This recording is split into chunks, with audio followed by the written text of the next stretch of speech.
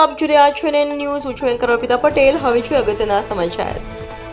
સુરતના લિંબાયત વિસ્તારમાં આગની ઘટના. લિંબાયત ગોવિંદનગર ખાતે બની આગની ઘટના. ભંગારના ગોડાઉનમાં લાગી ભીષણ આગ. જોતજોતામાં આગે વિક્રાંત સ્વરૂપ ધારણ કર્યું.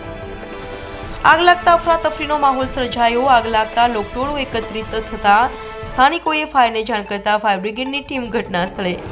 લિંબાયત પોલીસ પણ ઘટના સ્થળે. ફાયર દ્વારા પાણીનો મારો ચલાવી આગ પર કાબુ મેળવવાનો પ્રયાસ.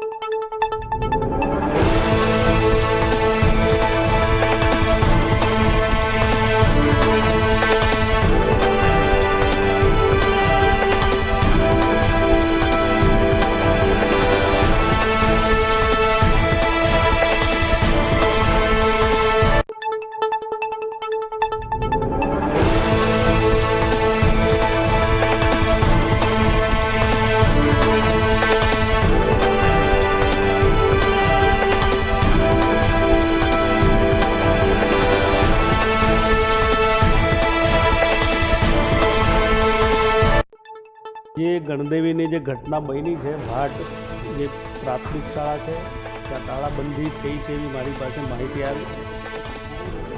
અઠવાડિયા પહેલાં જ એ વાલીઓ મને પણ મળ્યા હતા અને જે જયેશભાઈ કરીને ગામનો જ આચાર્ય હતો એ જ ગામમાં સેવા આપતો હતો, પણ વિદેશ જવાના કારણે જે કંઈ મુશ્કેલી ઊભી થઈ છે એમણે પહેલાં સ્વૈચ્છિક રાજીનામું આપેલું હતું સ્વૈચ્છિક નિવૃત્તિ માટે.